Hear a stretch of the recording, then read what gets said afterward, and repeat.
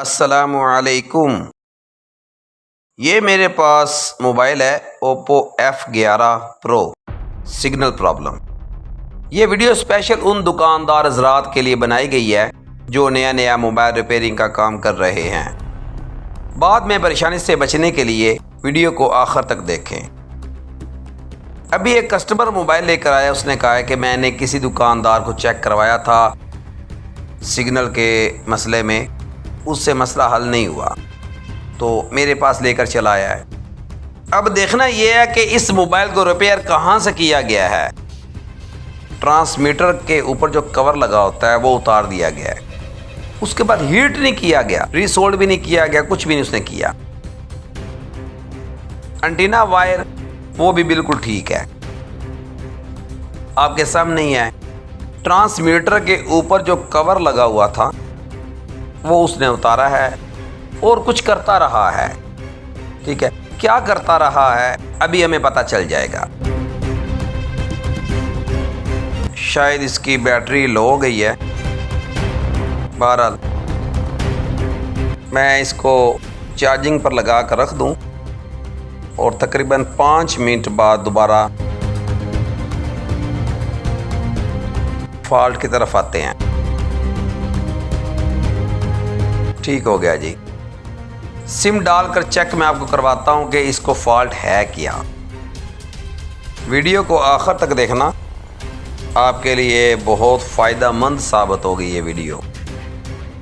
इसमें मैं आपको एक बहुत कीमती बात बताऊंगा। ये देखिए, मैंने इसको ऑन किया है, सिग्नल्स नहीं आ रहे, नेटवर्क का नाम भी नहीं आ रहा।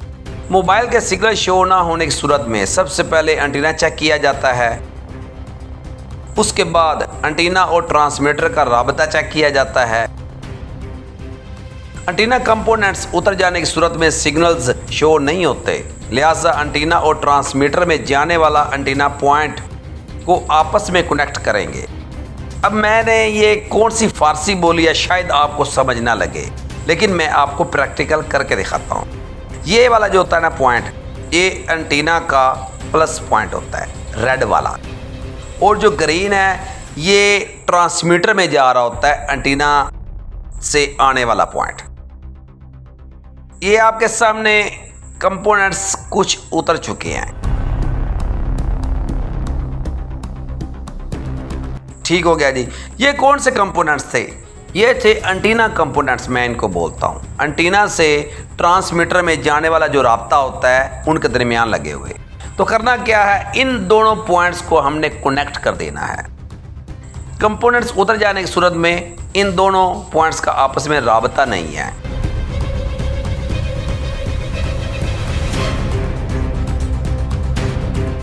मैं जल्दी से जंपर लगाकर इसका काम कर लेता हूं और बाद में आपको मैं दिखाता हूं कि मैंने किया क्या है। किसी तरह एंटीना और ट्रांसमीटर को आपस में कनेक्ट करना होता है अगर एंटीना कंपोनेंट्स उतर जाएं तो। इस मोबाइल में सिर्फ यही मसला है, ट्रांसमीटर को रीसोल्ड या कुछ भी नहीं किया। ज़रूरी नहीं कि एंटीना और ट्रांसमीटर वाले पॉइंट को आपस में कनेक्ट करने से सिग्नल्स शो होना शुरू हो जाएं। इसके अलावा और भी कोई फॉल्ट हो सकता है, लेकिन मेरे पास जो मौजूद मोबाइल पड़ा है इसमें एंटीना कंपोनेंट्स का फॉल्ट है, वो उतर चुके हैं। वायर मैंने लगा दिया है। जहाँ जहाँ डस्ट या पेस्ट नज़र आए साफ़ कर देना है। मैं आपको जूम करके दिखाता हूँ।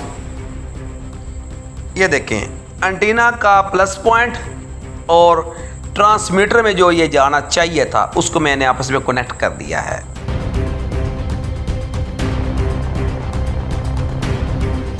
मोबाइल को मैंने ऑन कर दिया है और ये देखिए टेलीनार और एक सिग्नल शो हो रहा है। एक सिग्नल इसलिए शो हो रहा है क्योंकि बैक कवर में एंटीना लगा हुआ है, लिहाजा एंटीना टर्मिनल के साथ कोई स्टील टाइप चीज़ लगा कर रखेंगे तब इसके सिग्नल्स शो होंगे।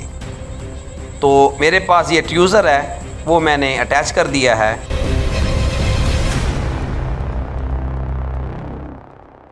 ओके हो गया जी। सिग्नल्स इसके फुल शो हो चुके हैं। अब कॉल मिलाकर चेक कर लेते हैं कि कॉल मिल रही है कि नहीं मिल रही।